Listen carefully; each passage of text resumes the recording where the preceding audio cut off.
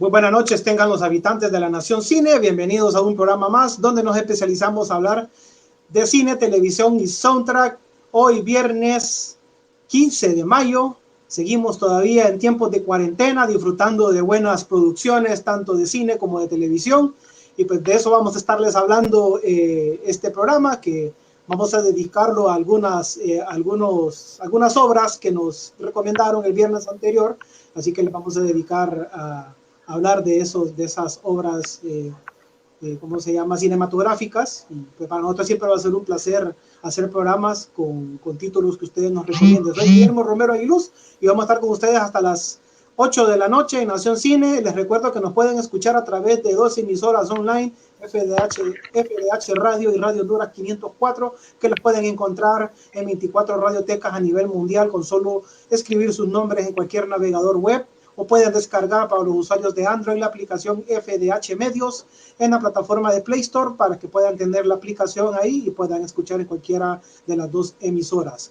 Rápidamente le doy ya la bienvenida a mis compañeros de esta nación poderosa. ¿Cómo estás, Numaro? Muy buenas noches, tengan todos. Memo, un gusto saludarte. Franco también. Un placer estar con ustedes nuevamente en una emisión más de Nación Cine. Y pues este programa, como había dicho Memo y Franco comentará, vamos a estar dando gusto a las personas que nos solicitaron pues hablar de una joya del cine y de otra película pues que más adelante vamos a dar detalles y recomendaciones pues acostumbradas de cuanto a lo que son series y películas. Franco, buenas noches. Muy buenas noches a todos los habitantes de la Nación Cine.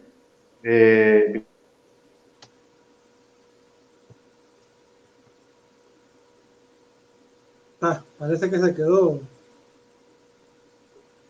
Mi nombre es Héctor Franco, les damos la bienvenida a este su programa. Hoy vamos a tener un programa con un clásico de los años 50, un poco de cine moderno.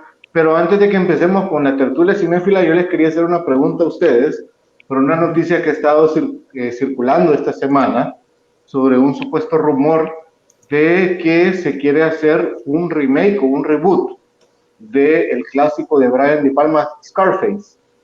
Entonces, así como brevemente, ¿qué pensarían ustedes sobre hacer un remake de esta película? Bueno, yo considero que hay ciertas obras cinematográficas que para mí deberían de ser intocables, porque no vas a poder igualarlo. Aún con la tecnología que tenemos ahora y con algunos actores y actrices que pueden ser visualmente más atractivos, no necesariamente van a tener la misma calidad que tenía un Al Pacino o una Michelle Pfeiffer, por ejemplo, entre otros que aparecen ahí. No lo vas a poder igualar. O sea, ¿cuál es la finalidad de hacer un remake? En vista de cualquier concepto de mercadotecnia o como lo quieras decir, cuando vos querés hacer o rehacer un producto, es porque lo vas a mejorar. Ajá, pero ¿qué tenés para mejorar ahorita? Sí, mejor tecnología, sí, mejor sonido, mejores cámaras, pero yo digo que no. Aún no sé qué tanta información, yo no lo había escuchado, la verdad, me tomaste por sorpresa. Yo no sé cuál es el cast que tienen visto. Ya lo mencionaron, Franco, ¿o hay algún? Los hermanos Coen son los que quieren dirigir este remake. Pero no has dicho qué actores van a utilizar. No, todavía no, solamente es un proyecto que se ha venido, hasta esta semana, que se ha venido como rumorando. Habían hablado de Diego Luna para interpretar a Scarface, pero no, Diego Luna dijo que no. No, es un gran actor, pero yo creo que llenar los zapatos del papel que hace Al Pacino ahí. Es que bueno, hay un detalle que hay que entender. Tony Montana. Tony Montana, la primera versión fue en 1932 y fue Howard Hanks el que la dirigió. La del 83 fue por Brian De Palma y estamos hablando de dos directores que trabajan bajo conceptos. Entonces, los Cohen trabajan bajo conceptos, pero yo no los veo a ellos. No sé, es que a veces uno se lleva sorpresas en el cine. Y Bueno. de repente la relación del personaje de Montana con Al Pacino es muy fuerte. Sí. Es muy fuerte porque ha creado toda una línea de culto hacia ese personaje, sobre todo en el ámbito latino y en el ámbito norteamericano, que admiran ese personaje por el concepto de la historia. Pero ya yo había escuchado el rumor y cuando leí que era Diego Luna, yo me sonreí un poco porque digo yo, ok, no niego, él es un actorazo, ¿para qué? Mis respetos, pero la línea de la película, ¿qué van a ofrecer? Porque de lo que hizo Hanks a lo que hizo De Palma hay una gran diferencia. Y Claro. bien marcada. Bien marcada. Bueno, yo lo que pienso es que la película cuando empieza sobre una embarcaciones de cubanos que venían exiliados de Cuba hacia Estados Unidos. Eso en el momento en que la película se da era un momento, era algo que realmente estaba pasando, tener exiliados. En ese momento el tema de las drogas no era un tema muy sonado como lo que tenemos ahora, de que ahora podemos ver cualquier producción que se trata sobre gente que trafica con drogas.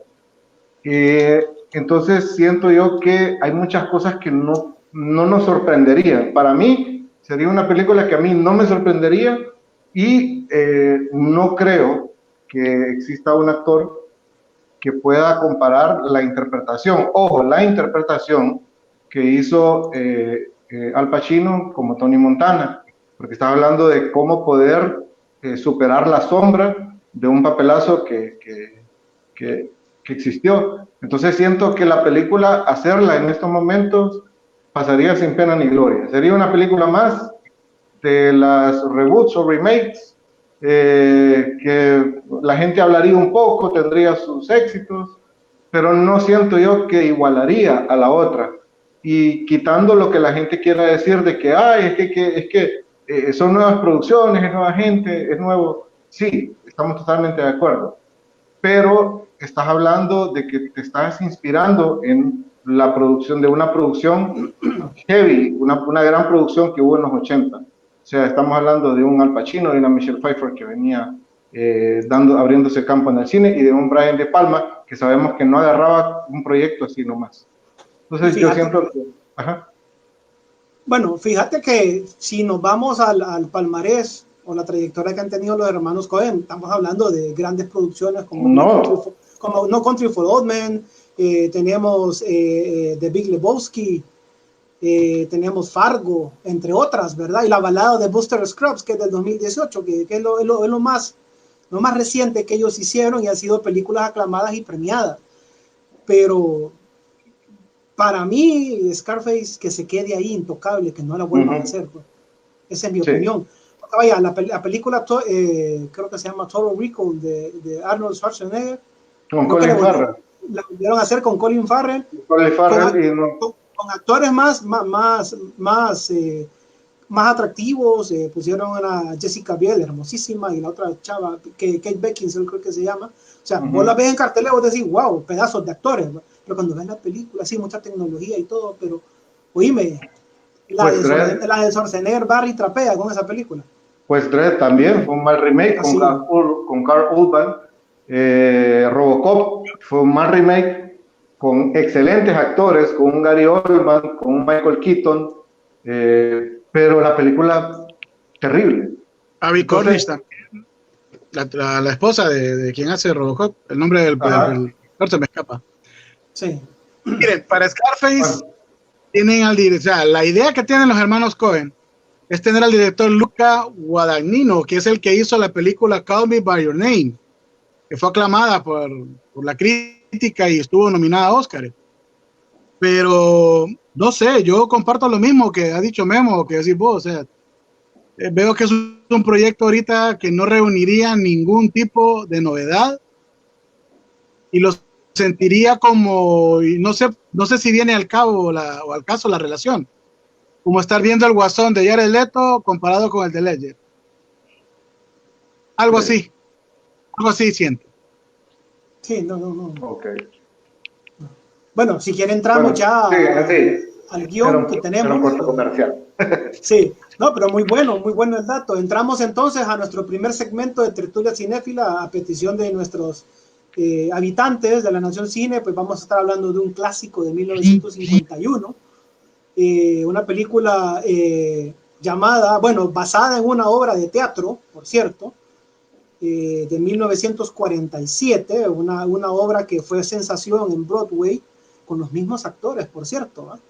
Entonces, esta obra de teatro, pues habla más que todo, bueno, vamos a hablar como película, vamos a hablar básicamente de la película. La película trata de una joven atormentada. Bueno, vamos a hablar primero los datos así generales. Esta película fue dirigida, Luis, ¿tenés los datos ahí? Que no me aparecen. Mira, la película es del 51, como concepto dramático y, como había dicho, viene de una obra escrita por Tennessee Williams. Tennessee Williams, sí. Llamada A Streetcar Named Desire. En este caso sería un tranvía llamado Deseo. Casualmente, digo, ese es lo bonito de este tipo de trabajos. Elia Kazan fue el director del montaje, o sea, fue el director de la obra ya puesta en escena. Sí, Elías se llama Elías Kazanoglu, es un director de origen griego. De origen griego, sí. Él en este caso, pues, ya su nombre artístico se maneja como Elia Kazan. O Elia Kazan, como lo pronuncian en inglés, pero nosotros vamos a decir Elia Kazan. En este caso... sí, hombre, José, fuimos compañeros en el ITE. Un gusto, José, un gusto. Un abrazo. Elia Kazan contó en este caso con Vivian Leigh, que la recordamos también con la película Lo que el viento se llevó. Ella era la famosa Scarlett. Sí. Kim Hunter, que esta actriz se roba prácticamente, pues, protagonismo dentro de la película. Incluso fue ganadora del premio Oscar por actriz de reparto. Y tenemos a un joven Marlon Brando que, aparte de robar escena, pues fue el despertar hormonal de casi toda una generación de las féminas en esa época del cine. Con su camisa sudada. Con su camisa sudada. Y interpretando al polémico, ¿cómo se llama? El polémico Kowalski. Ajá. No, y el detalle que quería decirles es que fue la primera espalda desnuda que se presenta en cine. Y que por todo lo que encerraba la actuación de el desarrollo del personaje de Brando, hacíamos el comentario preproducción que esta película, si la hicieran de nuevo, se le armaría un relajo por la actuación, por las explosiones, ese ímpetu machista del personaje, esos arranques, y muy gráfica, la verdad. Lo que te convence es la naturalidad de esa furia, de esa pasión, de esa rabia, que se te olvida que estás viendo una película. No digamos cómo habrá sido en la obra del teatro estar viendo esa parte encarnecida. Saludos a doña Marta Aguiluz, dice Marlon Brando era bello, mi favorito, actorazo. No, definitivamente, era un tipo formidable. Fíjate, Luis, que haciendo una hipnosis, Blanche llega a una New Orleans en su apogeo, en su época de mucho alcohol y mucho machismo, mucho tabaquismo, procedente del campo. Ella y su hermana, ¿cómo es que se llama? Mi hermana Teresa, Esther, ¿cómo es que se llama la hermana? Estela, que Estela ha sido esa parte, ese grito de Estela ha sido usado en diversas películas, tanto viejas como nuevas, digamos en Hollywood Homicide, donde sale Josh Hartnett. Él es un policía que es como un actor también. Entonces él exactamente, entonces él utiliza el recurso de esa actuación de Estela para estar practicando su clase de actuación. El grito, la película, en la película animada de Over the Edge o Vecinos Invasores, uno de los gatos, hay una mapache que se llama Estela. Entonces, como el gato no tenía olor, entonces la mapache, como no quería asustarlo, porque era un zorrillo, perdón, entonces ella se corre y el gato le dice también, Estela, Estela. Entonces ese ha sido un grito icónico en lo que es en el cine y que se ha visto en diferentes películas, en diferentes producciones, inclusive en diferentes videos musicales, creo. Fíjate que a mí lo que me llama la atención de la película grandemente es la hipnosis. Bueno, Blanchett viene del campo, no te especifican de dónde.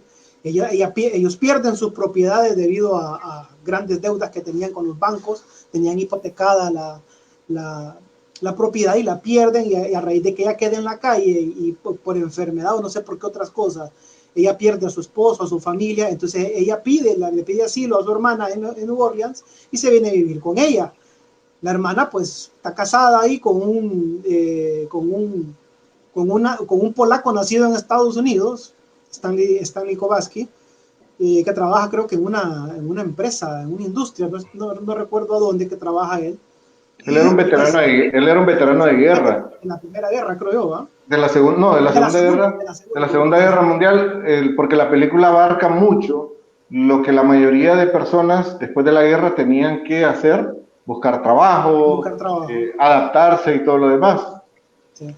Entonces, ahí se dan esa serie de situaciones de un triángulo dramático, no amoroso, ¿verdad? Sino que dramático, en el que Blanche pues viene ella viene atormentada por su pasado y trata de recuperar o mantener ella su estatus de una mujer acomodada, y trata de vivir una fantasía en la ciudad de New Orleans, queriendo encontrar una nueva pareja y haciéndole creer a la hermana de que todo está bien, cosa de que el personaje de Marlon Brando se lo detecta ipso facto y dice, esta mujer es una habladora, quiere aparentar algo que no es, y le empieza a exigir sus papeles, déjame ver los papeles, las escrituras de la propiedad, quiero ver qué pasó. Y entonces cuando Marlon Brando descubre de que ella es una habladora, pues dice, esta mujer aquí viene a aparentar algo que no es. Y ahí empezamos a ver poco a poco cómo el personaje empieza a caer, pero el personaje de ella, de Blanche, empieza a caer poco a poco en la locura y empieza a delirar. Y muchas cosas nos confunden entre la realidad y la ficción, y cosas que ella empieza a vivir. Lastimosamente en esa época, por los pobres efectos que habían o los recursos que habían para contar una historia, esa parte donde nos quieren dar a entender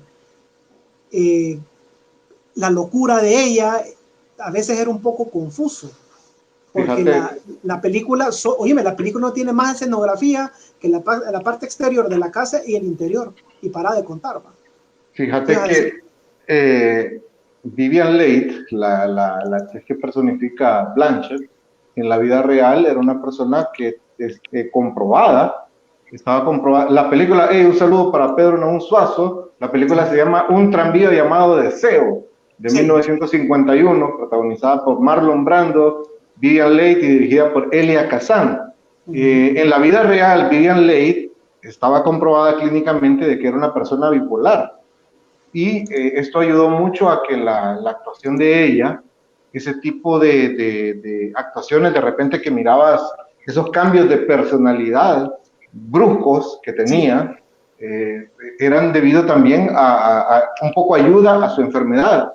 Y en esta obra ella se quedó a veces encasillada en el personaje de Blanchett, en el drama de Blanchett, algo que al principio con Marlon Brando tuvieron muchos roces y al final desarrollaron una gran amistad entre ellos dos.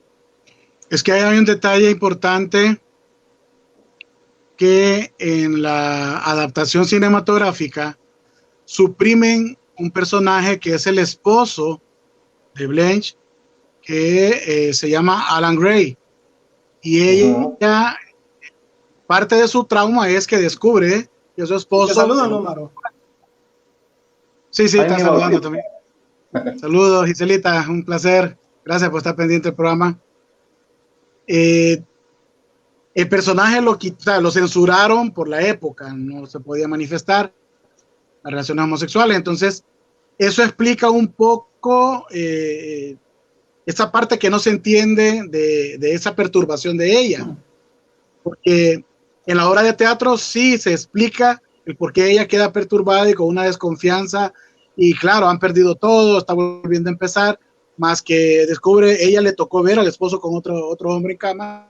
Pues todas esas situaciones pasaron factura, pero ya para la película, esa parte es suprimida, entonces tuvieron que readaptar muchas cosas, sobre todo en la parte donde ella tiene que actuar, para que eso no se vinculara. Entonces hay partes en las que uno queda como perdido, precisamente por eso, porque ese es el hueco que hay en esa historia, que no lo puede manifestar, entonces tuvieron que agregar otras cosas y al final pues quedó bien, pues quedó bien. O sea, si es algo que si el que no tuvo chance de ver la obra o no leer la historia previa, porque esto sale de un ensayo, del ensayo generan la obra y luego pues la adaptación en cine, pero las cuestiones por censura tuvieron que hacer esas pequeñas modificaciones. Hay otro dato importante, que esta película, al hablar que ustedes mencionaron las referencias, Pedro Almodóvar en la película Todo sobre mi madre en el 99, si mal no recuerdo, muchos de los personajes tienen que ver bastante porque están preparando precisamente esa obra dentro de la película, como parte de la historia. Entonces, y muchos de los diálogos de la película de Pedro Almodóvar están basados en un tranvía llamado Deseo. Entonces, la película ha servido para muchas cuestiones, las parodias que habían sacado, todos los pequeños remakes, podríamos decir, o las pequeñas referencias que han hecho hasta el momento, han sido geniales, pues, porque te evocan, a pesar de las generaciones que van pasando, hay una relación todavía, incluso la película cuesta encontrarla, si la querés buscar en un servidor para poderla ver de forma gratis o descargar, es bien difícil, entonces hay que saberse internar dentro de la web para poder encontrarla, y sí vale la pena ver una película como esta, sobre todo con la mentalidad de que estás viendo pasiones al extremo. Fíjate que yo esta película, como Memo, la volvimos a ver durante esta semana para recordar ciertas escenas y de repente acordarnos cómo era la temática. Y fíjate que no sé si es que hemos estado viendo cine actual, cuando de repente vos ves estas películas y de repente ves que hay una trama, la verdad, muy provocadora, la verdad. La película es muy provocadora. Cuando, digamos, la escena del juego de póker para mí fue una escena muy estresante, te diré, porque es lo que se vivía en la sociedad en esos momentos, donde el hombre podía hacer lo que quería y la mujer no podía hacer absolutamente nada. Y no era tanto eso, sino que el hombre tenía la capacidad o sea, tenía como una cierta autoridad en esa época, o por lo menos es lo que te transmiten, de que el hombre podía lastimar a una mujer en frente de sus amigos, y esa era una forma en la cual ellos podían decir, bueno, aquí yo soy el que mando, pues. Y la verdad que la escena, toda esa escena, es bien chistosa y a la vez es un poco como chocante, especialmente en el momento en que a Marlon Brando se le fue. O sea, ya el tipo se bloqueó y la empezó a golpear. Y vinieron los amigos, lo agarraron y lo llevan al baño. Y lo empiezan a bañar. Y después, él previamente creo que había agarrado el radio, que eran esos radios de bulbo, que hasta me da risa porque te explican la tecnología de los radios. Dicen de que el radio cayó al suelo desde un segundo piso y solamente se había dañado un bulbo. Entonces, como quien dice, en estos tiempos se hubiera dañado un transistor. Un tubo al vacío. Un tubo al vacío, correcto. Y lo más chocante, creo yo, que es una escena para mí muy propia de esa época y que aquí no hubiera existido, es el hecho de que Marlon Brando le está llamando a ella para reconciliarse. Y después de que la macaneó, después de que la humilló, ella baja, se reconcilian y al día siguiente ya está en su cama con un cigarro. O sea, es la verdad, me encantó toda esa secuencia de escena y yo dije, wow, este cine de 1951. Bastante fuerte. Bastante fuerte, y fue una película que fue censurada, la quisieron censurar varios organismos religiosos, y me imagino que más de algún tipo de sociedad o de en Estados Unidos, que no estaban de acuerdo con los temas, especialmente con el tema del homosexualismo, el tema del machismo, el tema de la violación también, porque hay una escena ahí que incluye eso.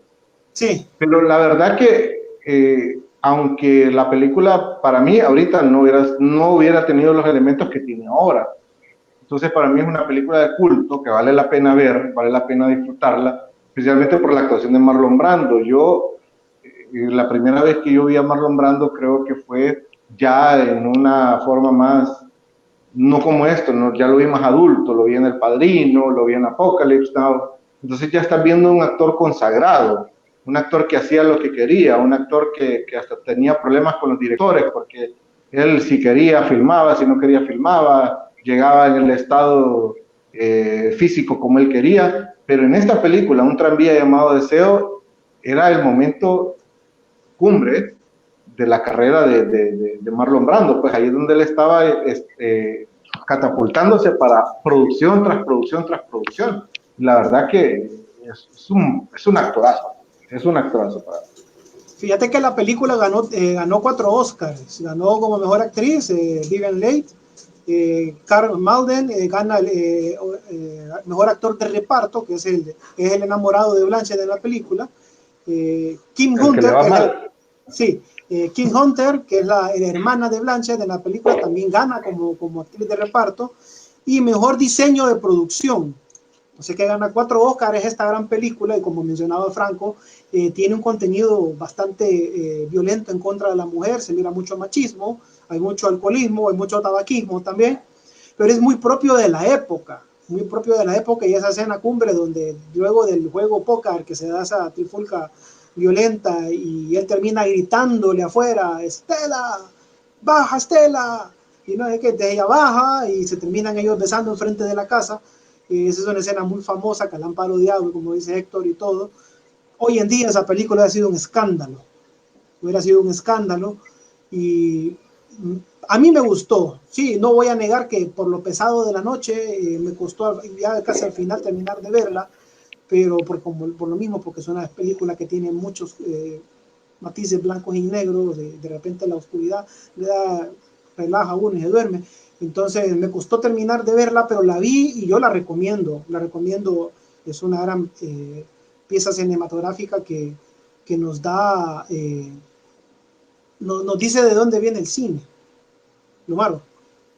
Sí, es que hay detalles también de cómo te presentan Nueva Orleans, una ciudad muy industrializada a lo acostumbrado a la época actual, que para nosotros Nueva Orleans es sinónimo de carnaval, de calles amplias. Aquí no, aquí todo se encierra en la parte donde ellos toman el tren o el tranvía, como le llamaran. La escenografía lúgubre, casa, todo oscuro. Hablamos de cine blanco y negro en esa época, pero también la iluminación creo que ayudaba a generar esa incomodidad, que yo creo que es lo que andaba buscando el actor, porque básicamente la historia es eso, ¿no? El choque cultural, social, de género, que quizás no estaba tan definido y marcado bajo una lupa o crítica como lo es ahora, en detalle de derechos y respeto, ¿verdad? Ahí te están enfocando lo que era la cultura en esa época, que venía bajo de una línea y doctrina marcial, porque la película te la están enfocando después de la Guerra Mundial. Entonces ahí lo que tenés son soldados, y los soldados están acostumbrados a que si están en una jerarquía alta, mandan al que está abajo. Y ahí pues la posición mayor la tenía en este caso el hombre, y la mujer pues someterse a lo que viene con tal de tener a la persona ahí, porque no saben separar lo que les induce en el sufrimiento con el sentimiento que puedan tener o el deseo. Entonces pues te digo, la película en sí es un clímax general de lo que son juegos de pasiones, temperamentos, arranques, ímpetus, y eso quedó bien plasmado. Te digo, ver a Marlon Brando en esos arranques de cólera así, tan espontáneos, ya no es ni bipolaridad, eso ya es un trauma extremo y enfocado en hacerle daño a la pareja, pues. Sí. Incluso en la obra de teatro, el personaje de Brandon viola al personaje de Vivien Leigh. Entonces, Ya verlo en escena de teatro, eso brincaba a la gente se quedaba como asustada. Obviamente ya para la película hay situaciones que por censura fueron omitidas, pero hubiera sido interesante ver todo un enfoque tal cual lo había presentado Tennessee Williams, lo había hecho Kazan para la obra de teatro, ya para la película. Pensando lo que había dicho con principio, en un posible remake, para mí no habría un estándar a dónde llegar con los actores para poder hacer un remake a estas alturas, que han hecho un montón de versiones. Hubo un llamado de ser en México. Alec Baldwin, hay una versión de Alec Baldwin, creo yo. Hay unas versiones en España, incluso otras que te amarran historias alternas al argumento de la película, pero no es en sí un remake de la película. Pero te digo, o sea, creo que ahí es donde un actor como este es el que tenía que haber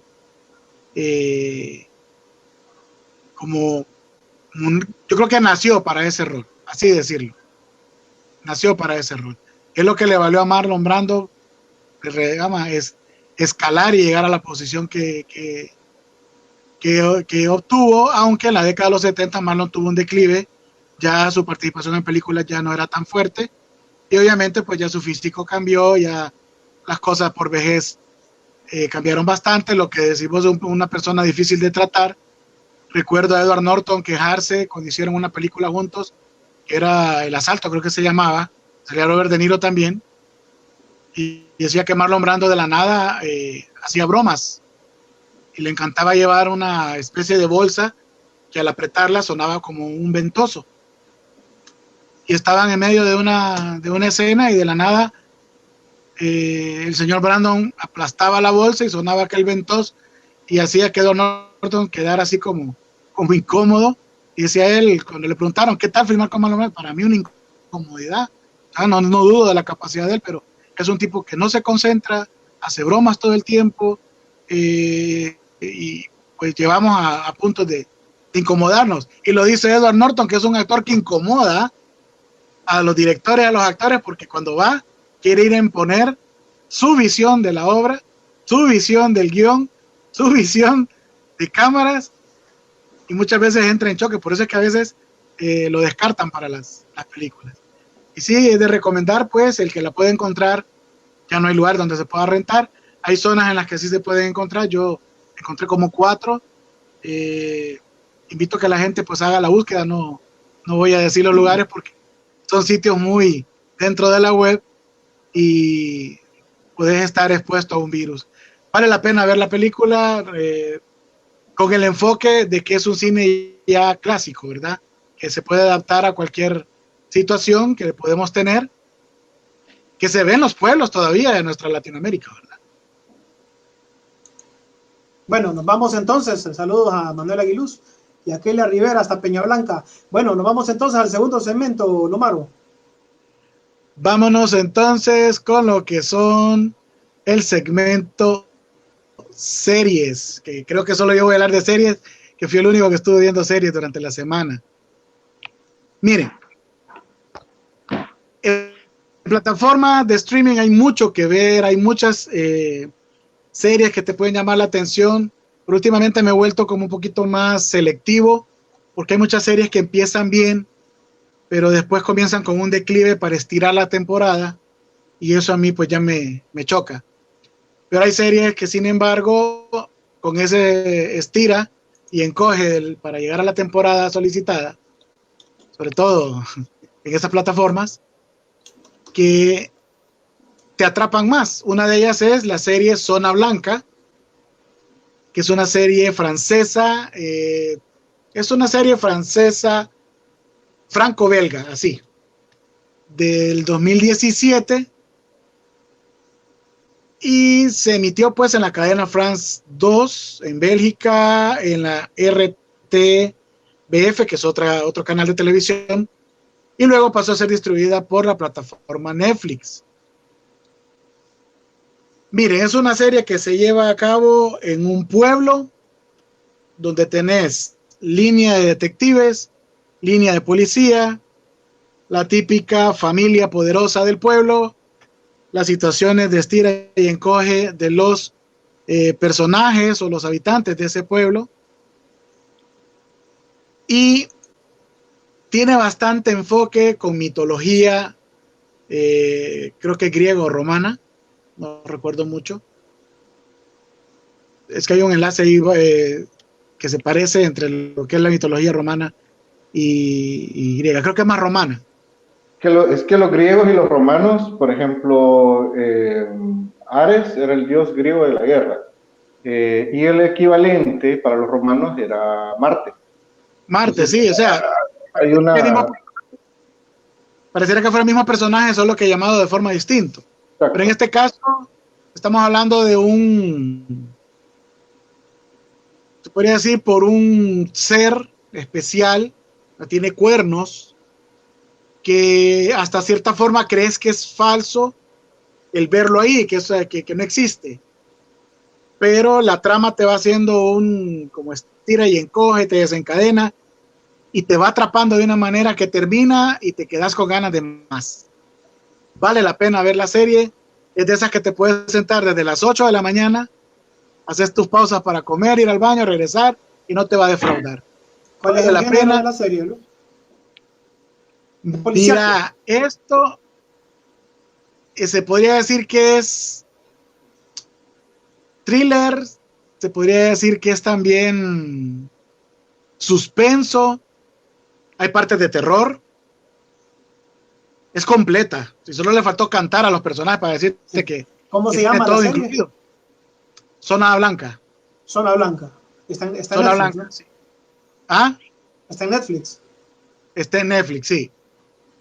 La mayor parte de los actores son franceses, son europeos.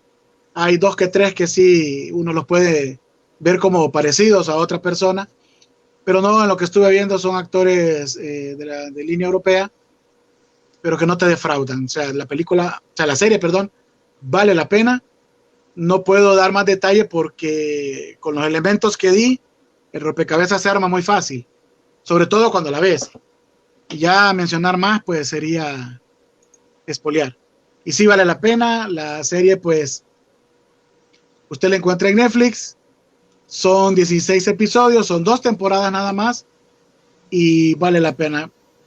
Te diré que está ambientada más que todo en lo que son como los juegos policíacos. No sé si ustedes tienen oportunidad de ver lo que es Twin Peaks. No. Quiero una serie creada por David Lynch. Eso fue en los 90. Pero estoy pasando un avión ahorita aquí por mi casa.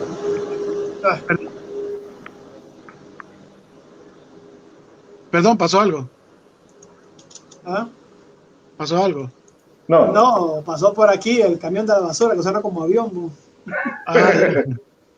Desde que tengo los auriculares puestos y lo escuché como que pasó aquí adentro del estudio. Bárbaro.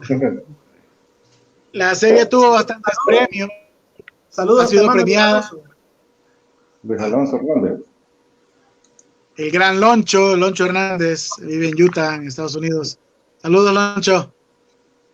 Y te digo, la serie vale la pena, la recomiendo bastante, es para sentarse, como les digo, disfrutar de las atmósferas, los ambientes, los paisajes,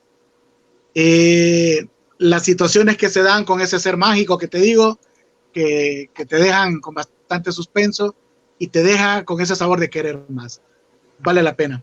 No sé si tiene usted algún comentario o pasamos ya a lo que son el segmento de películas. Sí, ya, entremos rápidamente al segmento de películas, se nos está acabando el tiempo, Héctor Franco.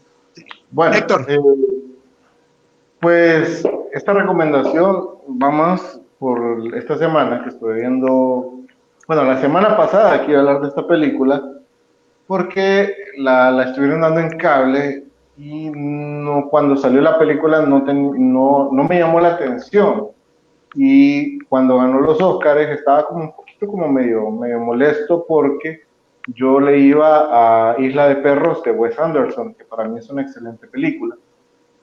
Ese año me acuerdo que Los Increíbles 2 era como la única apuesta de Pixar y no fue como que el peso fuerte de Pixar para poder ganar ese año. Y la que ganó ese año fue Spider-Man Into the Spider-Verse, algo así como Spider-Man dentro de los universos de Spider.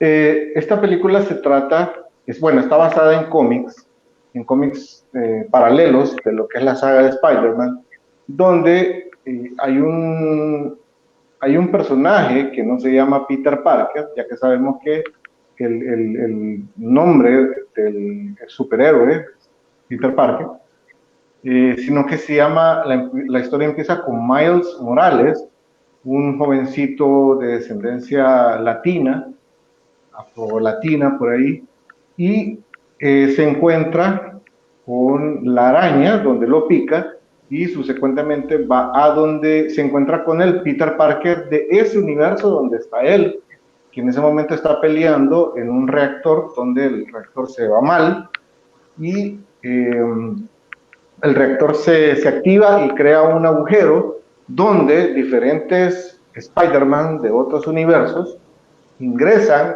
a ese y necesitan regresar a su universo para que el orden vuelva a restablecerse. ¿Por qué esta película me llamó mucho la atención? Número uno, porque la película está contada en formato de cómic.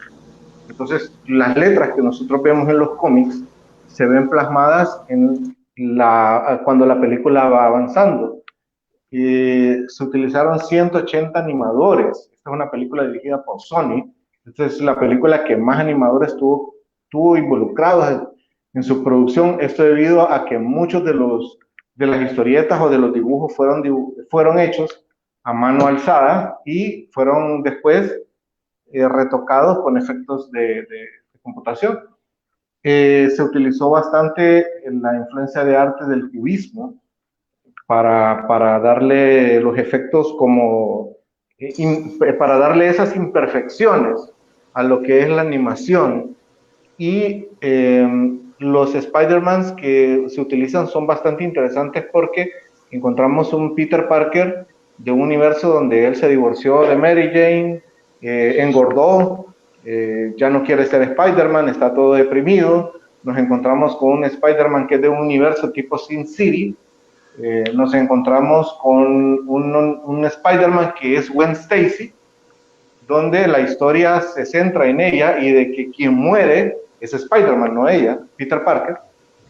Nos encontramos con un Spider que es una versión como japonesa, está basado mucho en cómics, y nos encontramos con un personaje que fue una caricatura en los años 50 que se llamaba Las Increíbles Aventuras del Puerco Araña, de Spider-Pork. Las flipantes aventuras Las flipantes aventuras de un puerco que fue mordido por un cerdo radioactivo o como una araña radioactiva y se convirtió en un vigilante nocturno. Era como una versión de Looney Tunes, de algo así como Porky the Pig, pero disfrazado de Spider-Man.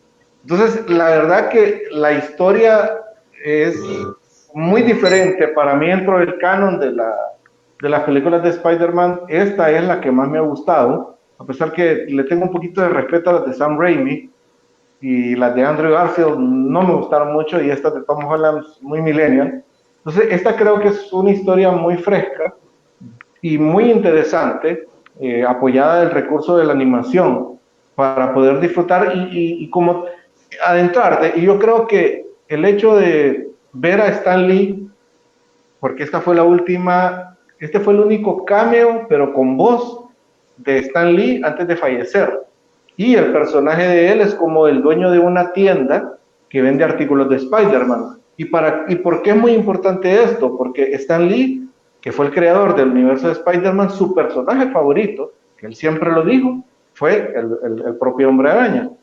Entonces, la participación de él, aunque es poca, es muy memorable, y hay muchos efectos que, si se ven cuadro por cuadro, ves la sombra de Stan Lee a través del largo de la película. Lo ves en los trenes, lo ves en ciertas calles, pero eso fue como un homenaje que le rindieron los animadores. Y por último, me gusta que es una película animada que te la cuentan como un cómic. Entonces, creo que esa experiencia para mí lo hace una recomendación, si no la han visto, o si la quieren volver a ver con todos estos detalles que le acabamos, pues disfrútenla. Es una película muy agradable, la pueden ver en familia, y la banda sonora es muy buena, que es la canción Sunshine o Butterfly, creo yo, de Post Malone, un artista que ahorita pues ha estado de las nuevas generaciones. Así que los invito a que vean esta película, que aunque fue ganadora de Oscar en el año 2019, es para mí una de las versiones de Spider-Man nuevas que vale la pena ver.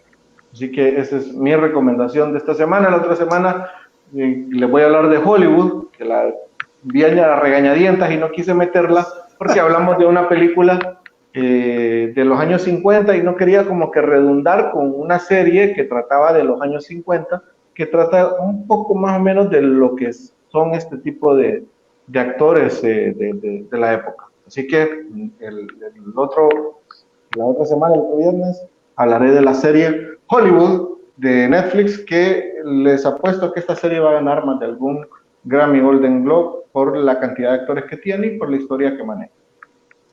Interesante, Franco. Fíjate que yo no le he querido poner atención a esa película animada de Spider-Man, pero ya con eso que narraste ahorita, que explicaste, pues la verdad que tiene buenos elementos atractivos, y me voy a tomar el tiempo para poder apreciarla.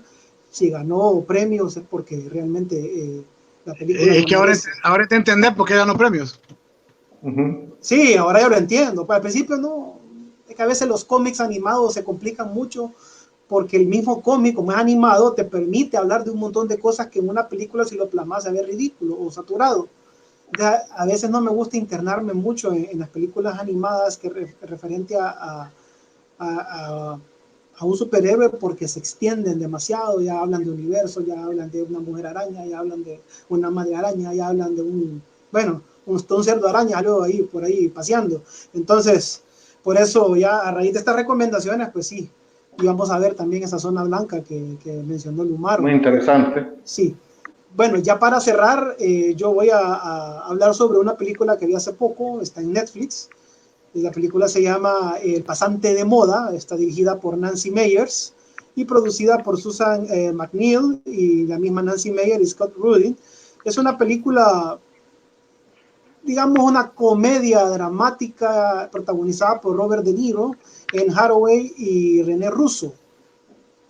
La película fue estrenada el 25 de septiembre de 2015, tiene una duración de 120 minutos. La película cuenta la historia de Ben Whittaker, el personaje de Robert De Niro, es un viudo de 70 años de edad y jubilado, quien para mantener su vida y mente ocupada trata de aprender nuevos idiomas, toma sesiones de yoga, sale a dar paseos por la ciudad y se mete en un programa de pasantes de tercera edad en una empresa que se dedica a la moda y venta de ropa femenina, donde Anne Hathaway es la dueña y es la gerente general de toda la corporación esa de ropa, y ella pues sin querer abre ese proceso de tener pasantes como una ayuda comunitaria, pasantes de la tercera edad, y entra el personaje de Robert De Niro, que se ve que es un hombre que fue muy profesional en su época, se manda con su maletincito. Entonces ese choque de generaciones y lo que da risa cuando llega a la entrevista y ve que pasa por un montón de entrevistas y de las preguntas tontas que le hacen. Un hombre de 70 años, que lo está entrevistando, tiene unos 24 años, y le dice: ¿dónde se mira, señor Whittaker, dentro de 10 años? Le dice: a mis 80, le dice. Entonces el hombre queda viendo el programa de preguntas de la entrevista. No, le voy a preguntar otra cosa. O sea, son situaciones chistosas que cuando él se sienta ya en su escritorio, él saca su maletín de cuero, su calculadora, su libreta de apuntes, mientras que al lado está la laptop, ¿cómo se llama? El disco duro portátil, la USB y todo lo demás. Y él cuenta eso del choque generacional, sobre todo con la tecnología, cuando él dice: en mis tiempos, yo trabajé 40 años en una empresa que imprimía directorios telefónicos, y casualmente la empresa donde él trabajó es el mismo, o sea, ese edificio es el mismo que ahora ocupa la empresa. ¿Querías decir algo, Héctor Franco? Sí, eso básicamente. Sí, entonces él dice, esto es como mi casa, solo que ahora se ve totalmente diferente. Entonces lo bonito es de ver una persona de una generación muy antigua trabajando con los millennials de ahora, pues con la gente moderna de ahora, que todos están cargados y saturados de tantas actividades que no hayan que hacer, mientras él, con su paciencia, con experiencia y los conocimientos que debe tener una persona a la edad de él, sentado, fresco, bien vestido, él siempre con su saco, su corbata, bien peinadito, bien afeitadito, sus anteojos, sus zapatos bien lustraditos, mientras que los demás con sus camisetas por fuera, sus suéter, todos despeinados, las barbas así todas por la 20, tenis, y él siempre anda pulcro, una persona que siempre tiene una sonrisa para todo el mundo, siempre tiene algo que enseñar, porque él ve, se siente como un futuro distópico, dice, cómo ha cambiado tanto la sociedad de cuando yo la viví cuando era joven. Entonces, esa influencia que tiene él con todos sus compañeros de trabajo y con la principal, que es esta Anne Hathaway, es impresionante cómo todavía la sociedad necesita de estas personas. Porque ahorita nosotros nos enfocamos mucho en plataformas de tecnología, pero hacemos a un lado todas estas habilidades que tenían estas personas que nacieron allá en los 30, en los 40, en los 50, y que todavía siguen siendo muy productivos para la sociedad. Entonces, esta película te viene a enseñar de que estas personas todavía pueden vivir, por lo menos los que se mantienen físicamente bien y mentalmente bien, en una empresa logran ser grandes, pero como grandes asesores, porque ahí se ve claramente que él, con las herramientas arcaicas que él tenía de trabajo, mantenía un orden impecable, excelente para conducir, un hombre muy educado, un hombre que siempre tenía una respuesta para todo. Cualquier problema, él decía, ¿cómo se complican la vida estos jóvenes? O sea, era un hombre era un tiburón, pues, por decirlo así, tipo que siempre le tenía una respuesta a todo, y un gran papel. A mí realmente me conmovió mucho la película, porque hay personas que llegan a esa edad y se sienten que están en un ocaso. Y él viene a demostrar que físicamente se puede manejar, se puede hacer ejercicio al aire libre, se puede trabajar en una oficina, puede aprender el uso de la tecnología y combinarlo con sus antiguas herramientas de trabajo, y resulta ser un empleado formidable, tanto que la misma Anne Hathaway se vuelve una dependiente total de él. ¿Querías agregar algo, Franco? Porque es necesario esa combinación, sí, porque ahí es donde nosotros nos damos cuenta que ahí es donde evolucionamos como seres humanos, trayendo todas estas virtudes que nosotros ahora las vemos insignificantes. Sin embargo, esa combinación de ese trabajo, de esa sabiduría de estas personas aplicada en los nuevos medios, en los nuevos trabajos, porque él trabajaba en una agencia como de moda, o sea, el tipo no sabía nada de moda, pero sí sabía de manejo de gente, sabía de administración. O sea, aquellos trabajaban en relajo y el señor les vino a enseñar cómo era una forma correcta de poder trabajar. Entonces, lo que dice Memo, yo estoy totalmente de acuerdo. Para mí es una película que se disfruta de principio a fin. La química entre Robert De Niro y Anne Hathaway, se nota de que un excelente equipo, por eso es que te hace disfrutar la película, porque no se le roba. Estás hablando de un monstruo, un Robert De Niro con una Anne Hathaway, y él, su papel no opaca la película y no opaca a Anne Hathaway. Entonces, ni a René Russo. Ni a René Russo, que también, que es como la terapeuta, la que hace los masajes a toda la gente que esté estresada, porque esos son como espacios de trabajo ahora amplios, que se le ha creado esa como cultura de que es como una cultura evolucionada del hippie, donde todos estamos en ámbitos felices y contentos, pero necesitamos algo que nos relaje y todo lo demás. Entonces René Russo es como la que anda quitándole el estrés a la gente que está trabajando en ese momento. Pero es una película muy buena. Hay un detalle que me atrapó a mí de esa película, que es cuando te está enseñando lo distópico. Es como un viaje al futuro que hace este personaje de De Niro, en donde, como decían anteriormente ustedes, esa comparación tan horrible del antes y a la hora. Y eso se puede definir bien básico. Antes eras una persona formando parte de.